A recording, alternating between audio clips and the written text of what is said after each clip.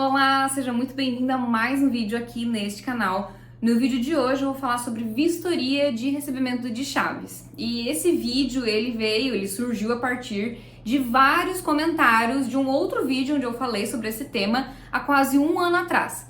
Então é um vídeo aí que eu falo sobre vistoria de entrega de chaves, né? Quem, por exemplo, tá recebendo um apartamento e não sabe o que fazer, por onde começar, então eu dou várias dicas lá.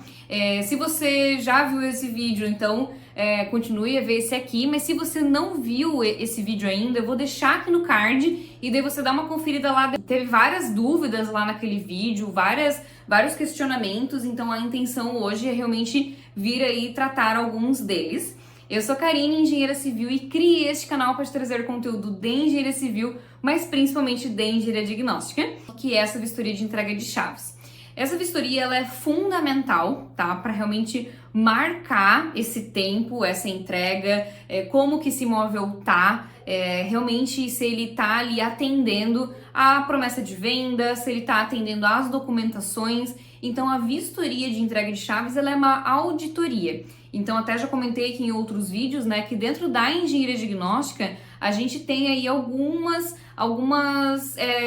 degraus. Então a gente tem aí a constatação, a inspeção, a auditoria, laudo pericial e a consultoria. Então a auditoria é um serviço onde a gente vai pegar, né, documentação, então a gente vai solicitar para esse cliente se ele tem projeto, nessa construtora entregou projeto, entregou o manual de uso e operação. A gente vai pegar essa documentação e vai analisar in loco para ver se tá conforme prometido, né? Então veja, é algo que precisa ser feito por um especialista, porque ler projeto de arquitetura, estrutural, hidráulico, elétrico não é algo fácil de fazer se a pessoa não teve, né, não teve esse estudo. Então, é algo que é bem importante de ser realizado por um especialista. Algumas pessoas têm dúvida quanto à nomenclatura para usar nesse trabalho. Se utiliza vistoria de recebimento de imóvel, se utiliza laudo de recebimento de imóvel. E assim, na verdade, é a mesma coisa, tá? Esses dois nomes. É que acontece que popularmente ficou muito conhecido o termo laudo. Então, para tudo as pessoas vão te pedir um laudo, tá? Então, é algo escrito que tem foto, a pessoa vai chamar de laudo. Já teve vídeo aqui no meu canal também falando sobre nomenclaturas, né? Laudo, ele é mais utilizado quando você fez um estudo mais profundo, onde você teve ali que entender um diagnóstico, você prestou uma terapia, você fez alguma análise em laboratório. Então, é algo mais profundo, é um estudo mais profundo. Para recebimento de chaves, geralmente é uma constatação com auditoria. Então, a gente pode chamar de relatório, por exemplo, tá? Mas isso realmente é só uma questão mesmo popular, né? As pessoas conhecem mais como laudo. Então, não foca muito nessa questão do nome, tá? O profissional que vai fazer esse tipo de vistoria, ele precisa ter conhecimento em diversos sistemas e subsistemas, conhecer várias normas técnicas. Então, tudo que é possível a gente verificar visualmente que não está conforme, ou que, enfim, né, liga aquele alerta, a gente precisa conseguir identificar, porque a gente está ali para isso. Então, a gente precisa realmente verificar desde piso, teto e parede, verificar a torneira, verificar sistema, né, elétrico. Claro, né, tu não vai lá testar, verificar, assim, coisas absurdas, mas identificar, por exemplo, se tem um disjuntor DR no quadro, que é algo básico. Então precisa realmente identificar isso, identificar se todas as tomadas estão funcionando, identificar, enfim, elementos básicos que você tem que entender, que você tem que bater o olho e verificar se está certo ou não. O profissional que trabalha com esse tipo de serviço precisa ter um conhecimento bem vasto em todas as áreas, né, em tudo que envolve ali uma edificação. Aí depende, né? Quando você faz uma vistoria de um apartamento, você, por exemplo, não vai subir no telhado. Mas se você faz a vistoria de um geminado, de uma casa, você vai ter que acessar a caixa d'água, você vai ter que subir no telhado, você vai ter que ir em áreas que um apartamento, muitas das vezes, não vai ser necessário. É importante, quando é apartamento, verificar garagens e outras áreas, né, que ele tem acesso. Então, por exemplo, é dele um medidor lá de gás, é dele um hidrômetro. Então, essas coisas também precisam ser verificadas, apesar de não estar dentro do apartamento. Coisa que me perguntam bastante, né? Como fazer contato com esse tipo de cliente? Como é que eu consigo prestar esse serviço? E, na verdade, assim, primeiro, né? Você tem que ter networking, você tem que se vender. Então, você tem que ter um site, ou pelo menos um Instagram, ou pelo menos um LinkedIn, sabe? Onde você tá falando desses assuntos, que as pessoas te reconheçam por esse serviço, para quando elas precisarem, primeiro, né, elas saberem que esse serviço existe e saberem que você presta esse tipo de serviço. Então, eu acho bem importante essa parte, que muitas das vezes, né, nós, engenheiros, arquitetos, técnicos, que a gente não é muito focado nessa área pessoal, nessa área de marketing, mas a gente precisa, tá? Então, a gente precisa saber se vender e precisa estar falando do nosso serviço sempre. E também eu vejo muito válido o relacionamento com construtoras, com corretores e principalmente com advogados e síndicos. Então, eu acho que assim, esses dois nichos, né, são muito importantes para a gente ter relacionamento, para a gente estar conversando, porque eles vão indicar a gente não somente para a vistoria de recebimento de chave, mas para vários outros serviços, tá? Inspeção predial, laudo para entrar com processo judicial, ou tá com uma infiltração, precisa resolver algum problema, né, específico, eles vão lembrar de você. Então é bem importante ter relacionamento com advogados e síndicos, mas também com construtoras, com corretores, enfim. Outra coisa que me perguntam bastante são os valores praticados. E assim, gente, quando a gente fala de valor é algo bem complicado, né? Porque tem a questão da região, às vezes os valores que é praticado aqui não é praticado em São Paulo, que não é praticado no Rio, que não é praticado no Nordeste, então é algo complicado, tá? Mas eu vou trazer aqui algo matemático, então para ver se esclarece um pouquinho isso. Antes de eu continuar falando aqui sobre vistoria de recebimento de chaves, lembro você que eu posto os vídeos aqui neste canal todas as quartas-feiras às 11h45. E se você não está recebendo as notificações é porque você ainda não é inscrito nesse canal. Então dá uma pausa rapidinho e clica no botão que está logo aqui abaixo desse vídeo para você ser inscrito aqui no canal e receber todas as notificações de quando sair novo conteúdo por aqui. Uma vistoria de recebimento de chaves de um apartamento, por exemplo, ali de uns 60, 70 metros quadrados, não vai levar menos do que 1 hora. Então, pelo menos 1 hora tem que ser considerado de vistoria. Porque você vai lá, você não vai só olhar assim, ok, tá bonito. Você vai fazer teste, você vai, enfim, né, tirar foto de diversos ângulos para ver se pega ali alguma mancha, alguma diferença. Você vai comparar, né, projetos. Então, gente, pelo menos 1 hora de vistoria, tá? Para um apartamento aí pequeno. Um apartamento que tu nem vai ter que subir em telhado, não vai ter que fazer terreno, então é uma vistoria mais curta. Depois você precisa elaborar um relatório no mínimo, né? Entregar alguma coisa para esse teu cliente. Então, no mínimo, 2 horas aí para você organizar aí esses dados que você fez e poder estar entregando alguma coisa decente para esse teu cliente. Então, veja, já foi aí 3 horas técnicas, tá? Se a gente colocar o valor mínimo hoje, né, de 1 hora técnica de engenheiro aí para prestar serviços, então pelo menos aí uns 200, 250 reais, esse serviço de recebimento de chaves, ele vai ficar pelo menos uns 700 reais, tá? Fora a RT e fora imposto. Então, o imposto para serviços desse tipo, ele acaba sendo alto, né? Porque ele é enquadrado aí como um serviço de engenharia, de arquitetura. Então, ele acaba tendo um imposto significativo e tem a RT. Então, por baixo aí, esse serviço vai sair na faixa de 800, 850. Mas claro, aí você vê as condições do seu cliente. Ah, não, Karine, ele não quer um relatório, ele quer só que eu vá lá, acompanhe ele para, enfim, né, ter um olhar técnico e ele só falar, né, passar ali para quem tá acompanhando da construtora os itens ali que precisa arrumar. Aí é outra coisa, né?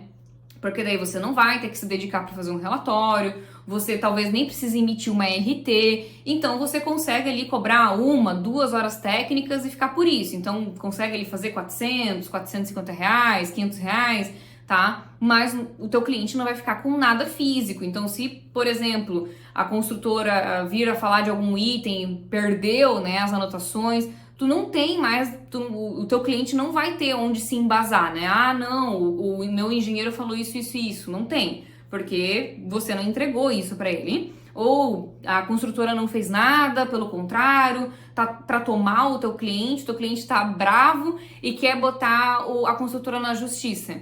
Ele não tem nada físico para entrar com processo judicial, ele não tem nada registrado. Então, entende? Se perdeu aquele momento, né? O momento correto de fazer isso. Tem que verificar, conversar, explicar tudo bem certinho pro teu cliente, para depois ele não vir reclamar dizendo que você fez meio serviço. Ou como eu já tinha comentado, né? Isso é para apartamento, mas, por exemplo, se você vai fazer uma vistoria de uma casa, de um geminado, você precisa subir em telhado para verificar se os selantes foram passados, se estão certos, se não tem telhas quebradas, se o acesso à caixa da água é possível, se tá com os registros identificados, se tem algum vazamento, se tem algum outro problema. Verificar terreno, verificar muro, tem piscina, verificar piscina. Então, assim, gente, vai ter que investir mais tempo, tanto na vistoria em loco, como para você redigir esse relatório. Então, tem que ser verificado cada caso, tem que realmente analisar se os revestimentos são conforme prometido em memorial, ou se, enfim, né, não teve ali alguma troca. Eu já tive casos, por exemplo, de, prometeram porcelanato no memorial descritivo e na entrega não tinha, era cerâmica normal. O engenheiro, o arquiteto, o profissional, ele tem que estar atento para resguardar o cliente. Então, assim, realmente essa questão de valores, acho que o que eu passei aqui para vocês já tem como ter um norte, né? Mas seria basicamente isso, assim. Infelizmente, tem profissionais que estão praticando valores absurdos no mercado. Acho que a gente tem que se valorizar como profissional, como engenheiro, como arquiteto, como técnico. A gente estuda bastante, a gente não brotou, né, esses conhecimentos na nossa cabeça. Muitas das vezes a gente leva equipamentos para fazer testes, para realmente trazer dados bacanas, né, para o nosso cliente. Então, a gente precisa se valorizar e acho muito pouco provável que alguém que cobre R$200 num recebimento de chaves vai fazer um serviço que você, aí, meu seguidor, vai estar fazendo pro seu cliente, tá? Então, não se compare com essas pessoas. Me perguntaram se esse tipo de serviço tem que ser feito contrato. E eu sempre recomendo que seja feito contrato, gente, porque ali fica registrado realmente o que vocês conversaram, o que foi acertado. Eu já coloco o anexo, o orçamento, porque, né, por exemplo, teu cliente te contratou para você só ir lá no local e passar ali verbalmente para a construtora o que estava errado.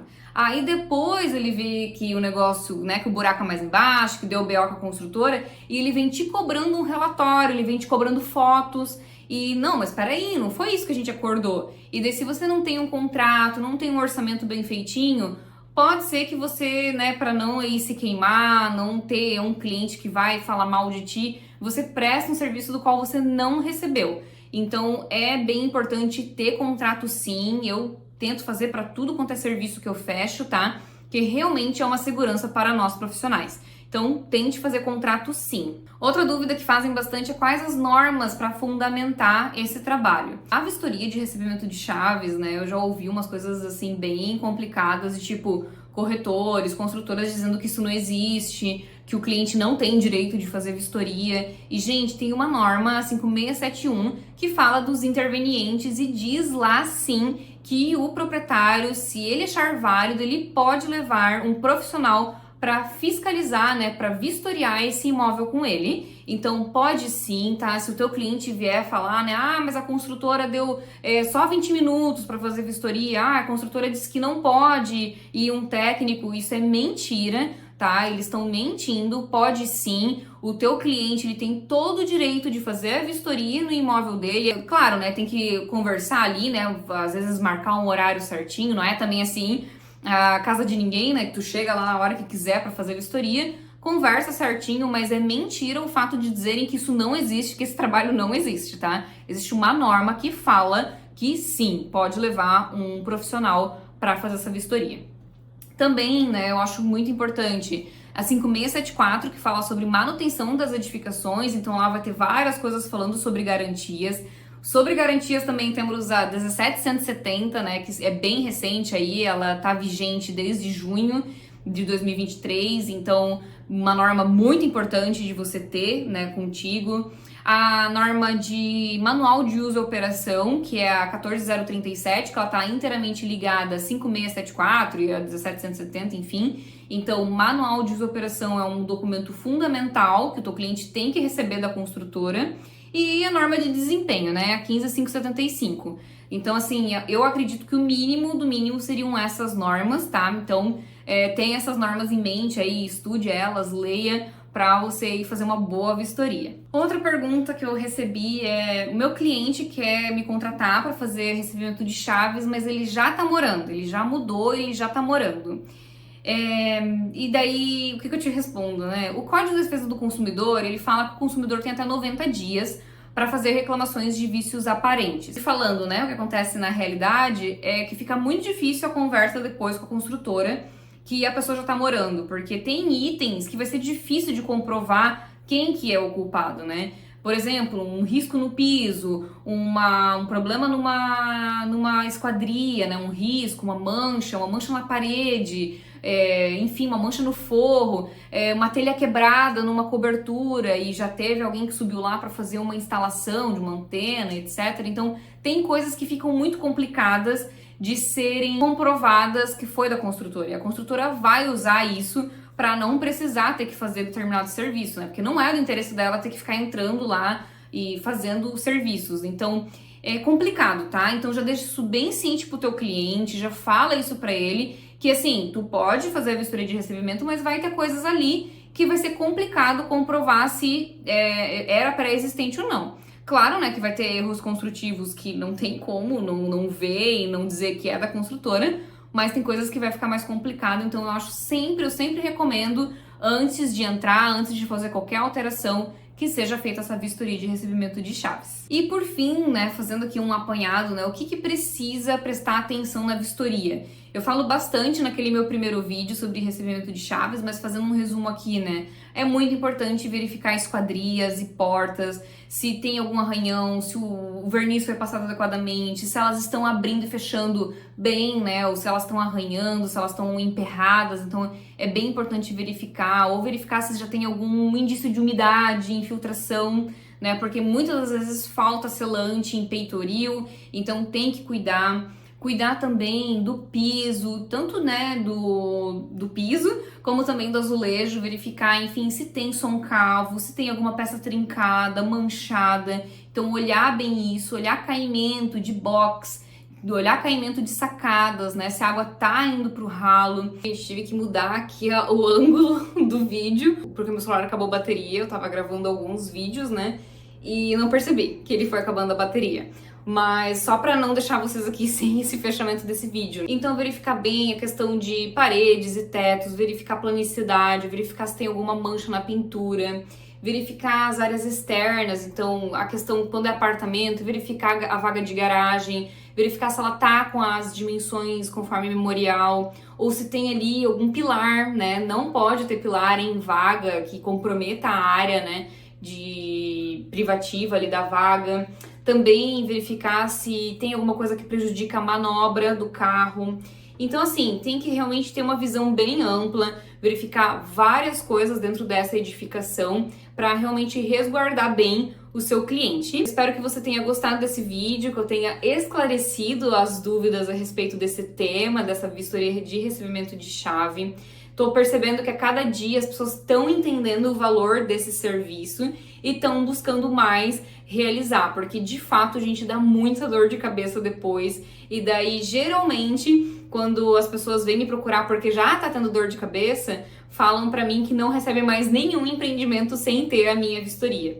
Então a gente precisa bater nessa tecla, a gente precisa mostrar valor nesse serviço. Então eu espero que você tenha gostado. Se você ficou com qualquer dúvida, deixa aqui nos comentários, por quanto antes eu trazer um vídeo explicando aqui pra você. Muito obrigada e até a próxima!